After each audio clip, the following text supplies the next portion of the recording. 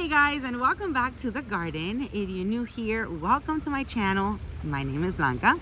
So today, early Thursday morning, it's a little bit past 7 a.m. and I wanted to make this video for you guys because last videos have been about fertilizing, about applying fungicide. They've been kind of just like a tutorial videos where I haven't had a chance to walk around, show you what's blooming, and talk to you about my orchids. So today's video is going to be dedicated to those viewers that have so many questions about how I grow and how my orchids do outdoors, and what do I do in the event that the weather drops, or that there's hurricanes, or that there's storms. So I'm going to cover that in this video, kind of like just to give you guys an idea of what to expect if this is going to be new for you, if this is going to be new for you just started collecting orchids and you live in a subtropical climate or in a tropical climate, any type of climate that lets you mount your orchids outside where they don't get frozen or they don't get damaged. So that's what this video is going to be about, aside from me chatting and walking around the garden and talking about other things while I get sidetracked. So first of all, I do want to tell you guys, I started growing my orchids. I started collecting my orchids in 2015, around that time. The first pictures of my blooms you can find on my Instagram page, which is called Orchid Lover 15. There's an underscore after the lover, I believe. So Orchid Lover underscore 15 is my Instagram page. And you can probably go back all the way down to the beginning when I started collecting Phalaenopsis, and I would mount them on my palms. And what made me do that is, I actually had no idea you could do that actually. But sometimes I would drive around and I would see flowers on trees, and that would always, I was like, wow, that's cool. Never really looked into it until I started collecting and I found out that I can put them on the trees. So if you're ever wondering if you can actually attach orchids on your trees, pay attention to your climate. I do live in South Florida, actually in Miami, Florida, where it is extremely hot and humid. We are able to mount many different types of, actually every different type of orchid that's a warm grower. You can mount it on your palms and they will love it. They attach nicely, the roots attach and they will bloom for you. And you just have to be mindful what kind of orchid you're attaching, because some of them, when I first started collecting orchids, okay, so let me go back. You see how I get sidetracked? When I started collecting Phalaenopsis orchids and I started mounting them, I would mount them just the way they are. I would mount them right side up, and they would grab and they would do beautifully. Now it wasn't until I started posting videos and making videos and posting pictures on Instagram where lots of people would ask me why I didn't mount my phals upside down. And I never even knew that was a thing. So lots of growers and lots of collectors and just people around like to mount their orchids or their phals upside down so it doesn't get affected by any type of crown rot because of water accumulation in the leaves, right here in the crown. In my case, I never did, and I would have the most beautiful phals, and I've never mounted phals upside down. If you feel more comfortable mounting them upside down, you can. It will allow them to drain better if they're upside down. But because of the amount of heat and the amount of, the amount of heat and the, basically all the heat that they get, they dry up pretty fast. So I've never had an issue with mounting my phals the right way. But if you're more comfortable mounting them upside down, go ahead and mount them upside down. Lots of people will encourage you to do so, and you can even find it maybe online. I'm not sure, but I've never had an issue. So you do what you think will work for you. Another lots of orchids that I love to mount also are Dendrobiums, and this is why I'm standing here in front of this palm. So there's some Dendrobiums that are very, very top heavy, like the Dendrobium nobilis. These are the only ones in my collection that I mount upside down, because if I ever mount them right side up, the roots will never grab on because of the weight that the entire orchid has. If you notice this one here, this is actually one plant and it's got about 10 canes hanging from it. So that makes it very, very heavy.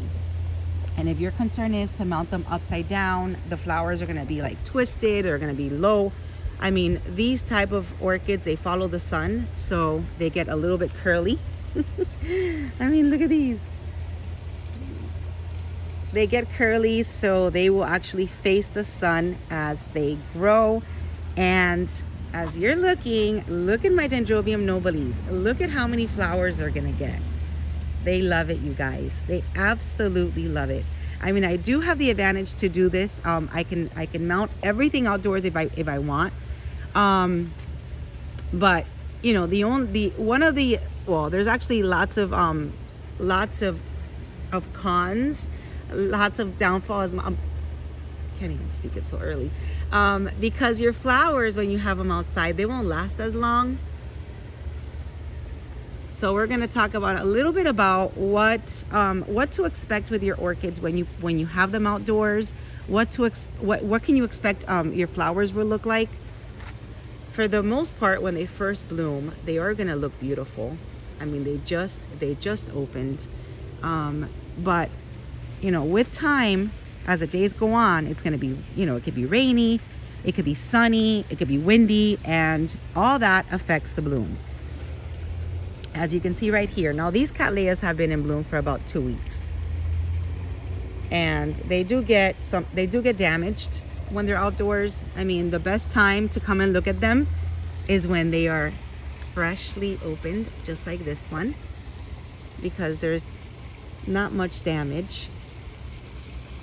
So you can enjoy beautiful blooms 1 or 2 days after they've opened, and then nature just does their thing, and they start wilting. But that happens mostly with Cattleyas. Dendrobiums look pretty good. I mean, these have been in bloom, I want to say, for well over a month already. And their blooms last. And they look pretty. And Oncidiums, to me, are the ones that always look beautiful mounted. I mean, these are Oncidium cherry babies. Geez, this one just opened from that really long flower spike.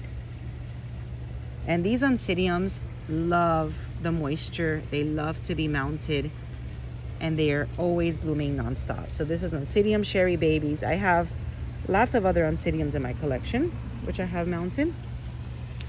This one right here is the Oncidium.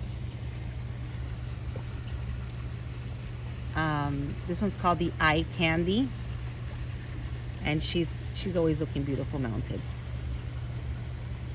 Okay, so you can actually, if you can do this, you can get creative, and you can get one tree and put all of these different flowers on there.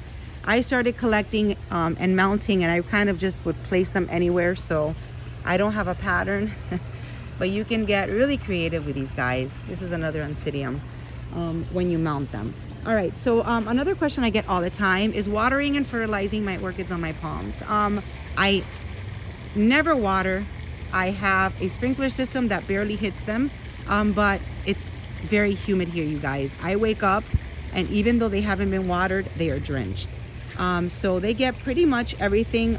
They get pretty much watered from nature. If I do see that we're in the summer, we have a really dry spell, or in the winter and it doesn't rain, I will come out with my hose and I will water them. And as far as fertilizing, I'm trying to get better now in 2022.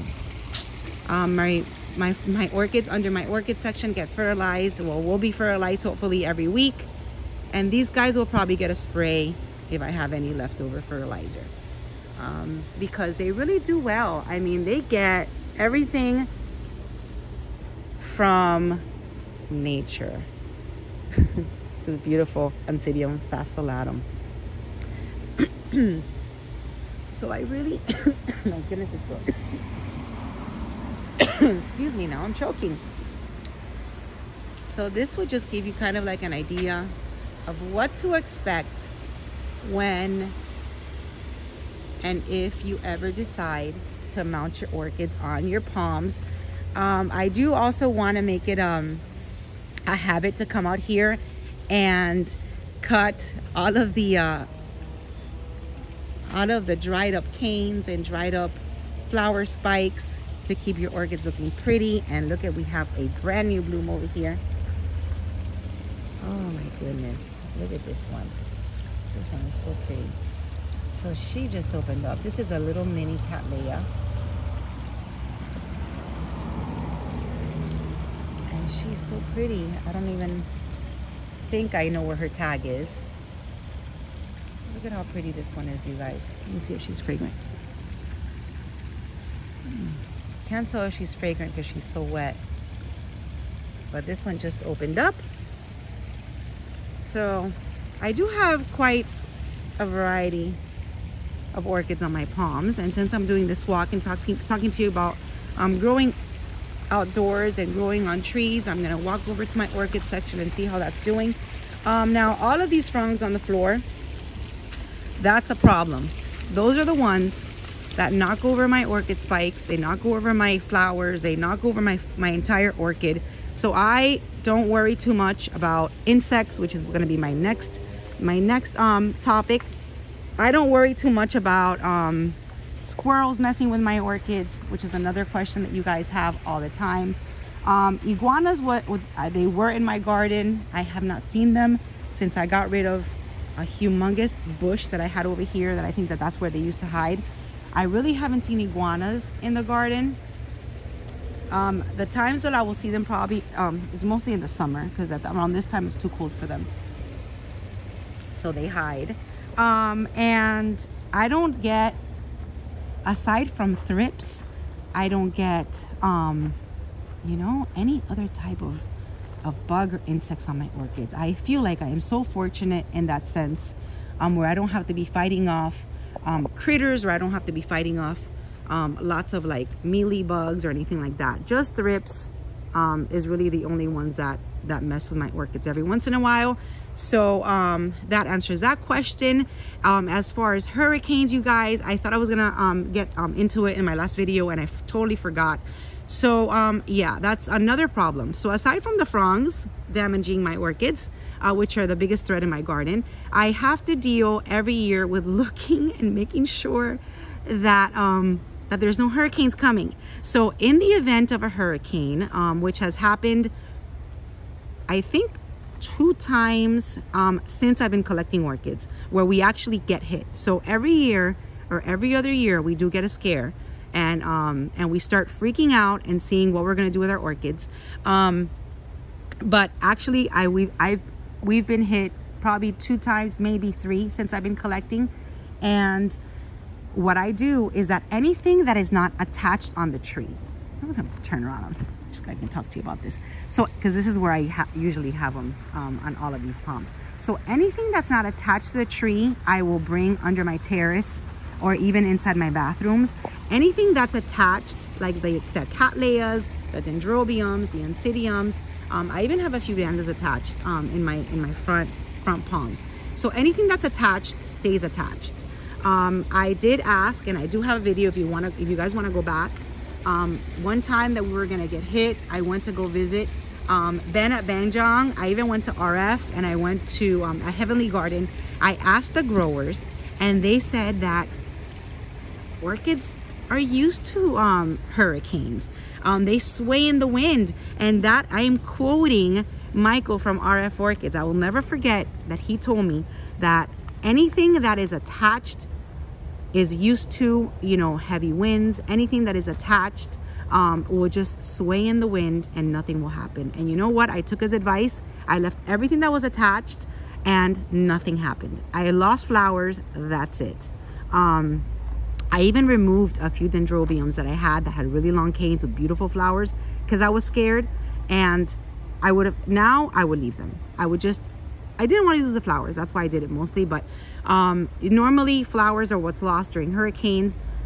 Orchids pretty much stay, if they're attached, their roots are so attached to the bark that they'll do fine. So that covers the questions that you guys had on hurricanes, and believe it or not, I get that question all the time. And then cold weather is the last one that I want to touch. So today it is 64 degrees. It is supposed to go down to 49 on Saturday, which is very cold for us and very cold for our orchids. But that's only going to happen for a few hours at night. And because it happens only once or twice at the most every single year, I do nothing to my orchids, you guys. And I do get some weather damage. Just showing you how the spikes on this Violetta are. Look at that. So the orchids do get weather damage. I do walk around the garden maybe a week after we've had that cold front, and I do see some cold damage. But I mean, we get it so little that it doesn't really worry me too much. So but if you're in a state or in a country that gets cold, like you guys get cold for like, you know, months at a time, definitely bring your orchids inside. And if you're going to be having some cold temperatures, I would recommend to cover them. I can't even recommend what you can cover them with because I've never done it. But I do know that I get told in my comments, like, do you cover them with sheets? Are you going to cover them with a plastic? So I know that there's you know, things you can cover them with, like cloth and special cloth for your orchids, or maybe like regular bed sheets. I don't know. But I'm sure you can probably get some information online if you have questions on how to cover your outdoor orchids if they're outside and it gets really cold. So that's the information I can give you about the cold spells.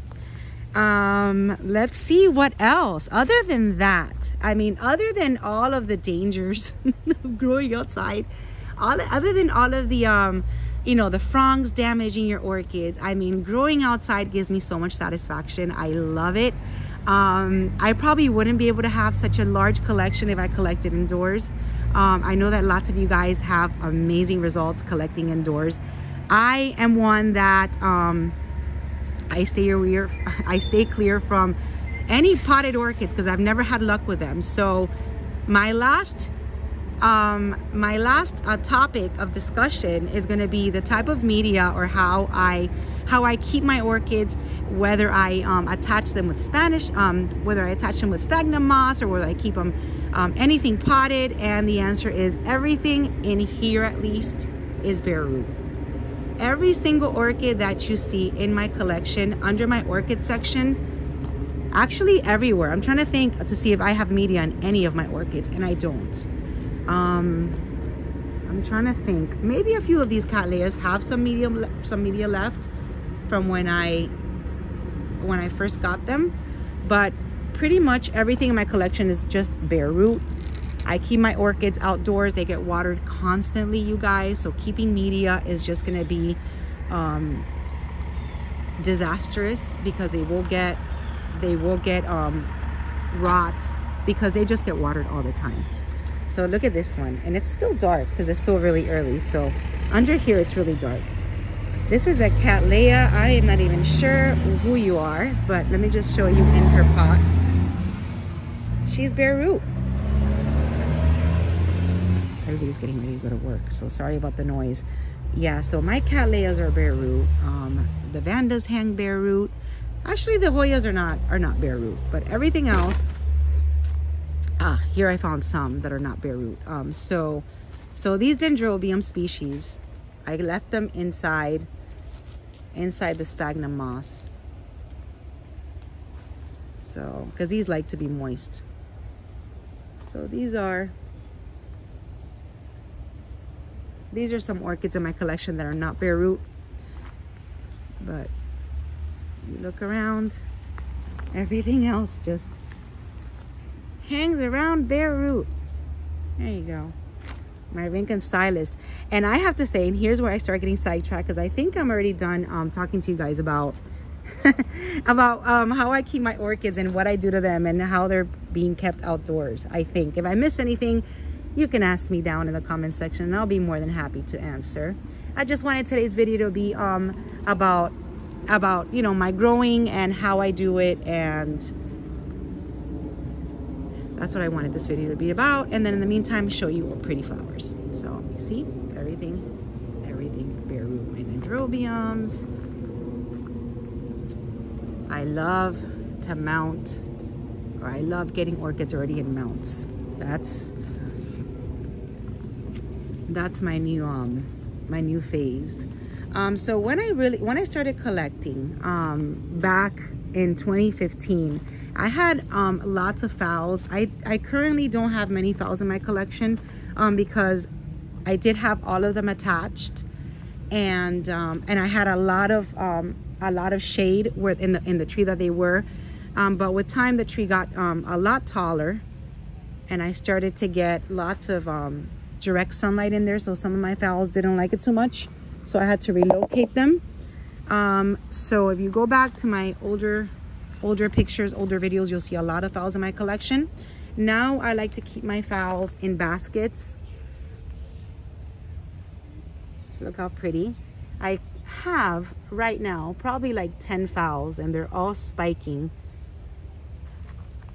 So this is one of them. And then if you guys saw that video of me rescuing this one phal that had fallen from the tree, look at how beautiful she is. I am going to put her in a basket, hopefully soon.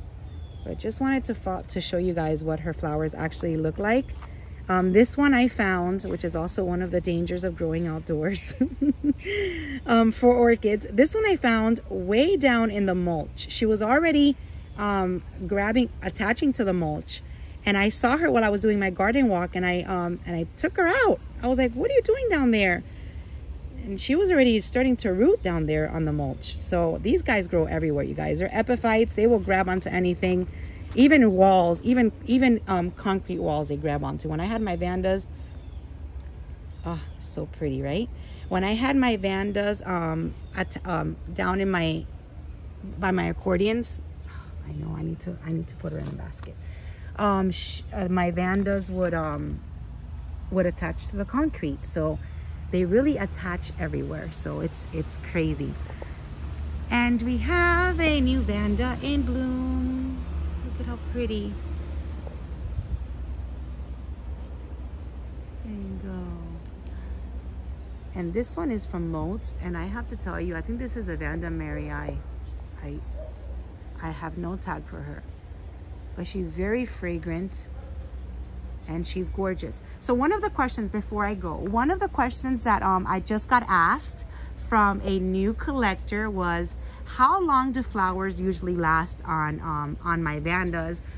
And I want to really talk about that a little bit, and how long do they last on your orchids. So at the beginning of this video, when I showed you guys the Cattleyas, Vandas, when you grow outdoors, get all of this, you know, they get all types of different weather. They get the wind, they get the sun, they get the rain. So the flowers won't last as long as when you're growing indoors in pots under a lanai or inside a patio. My Cattleya buds and Cattleya blooms. So this one, for example, opened, I want to say, when did she open? I had her already opened when I was fertilizing. So I want to say she's already been open for about a week, and she's looking gorgeous. I mean, she's drenched right now, but so it all depends. The flowers, the lasting of the flowers all depends, of course, on the health of the orchid. The orchid has to be in good condition to push out a beautiful flower. And so mostly it has to do with the health of the orchid, and how beautiful the flowers are going to look, or how big they're going to be, or how fragrant and colorful they're going to be. So that's first and foremost. And then once you're able to get your orchids to bloom, if you keep them outdoors, I believe most of my Vandas last around 3 weeks, maybe a month. It all depends. Oh my goodness, and she smells good. It all depends on the amount of sun they're getting. I mean, if it was really rainy that week, it all depends on that, on weather. So if you want to keep your flowers as long as possible, and they're not attached, I do recommend that you take the orchid and you put it under your terrace, or you put them indoors, and that way the flowers last longer. Because out here, I mean, these have not been moved. You know, you guys, I really don't move my orchids. I really don't. Even though I know that the blooms will last a lot longer if I move them to under my terrace. But I don't do that. But if you wish to do that, absolutely do that. As soon as you see flower spikes, or as soon as you see your flowers bloom, move them under your terrace where they won't get wet, or they won't get wind, or they won't get sun damage. So that's how you can keep your blooms looking gorgeous the longest. So my goodness, it's been 25 minutes. I hope that I covered everything that you guys need to know if you're planning on starting an orchid collection, or if you're able to grow outdoors and you're planning on moving them out there, or you've never collected orchids and you just bumped into my video and you think it's cool. So I hope that this video helped you with that. Of course, I am sharing my experiences. I am sharing what I do, what I know. So take all of my advice and just use it as best it helps you. Take it with a grain of salt. You know, just I don't like to give too much advice, because everybody's growing conditions is different and everybody likes to do different things. So I just like to share what works for me and what I do, and hopefully it'll help you. So thank you guys for watching. Enjoy your weekend. Remember, I mean, hopefully some of you guys are still on here to remember that tomorrow Ophi is having their amazing fair sales event. Very excited to go and be there. I will be a vendor, but only tomorrow, Friday. So if you're planning on going tomorrow, you will see me. If you go Saturday, Sunday, you are going to be part of an amazing show, an amazing sale, lots of great vendors. So don't miss out if you're local and you're able to attend. And that's it. I will bring you guys a video, show you exactly who's there, so you show you exactly what they're bringing. Hopefully, Saturday's gonna be cold, so bundle up. And that's it. It'll be good, because I've had many hot days at Ophi. So being cold at Ophi is gonna be a different experience. So anyway, thank you for watching. Just want to show you again, you guys, my Vanda Violeta spikes. Look at that. Aren't they gorgeous? Look at how they're growing, like towards the sun, towards like out, not up. They're growing like, whoo. So if you make it there and you go tomorrow, go and say hi and enjoy the show. And that's all. So much chatting. It's so early. Thank you for watching, and I will see you soon in my next video. Bye.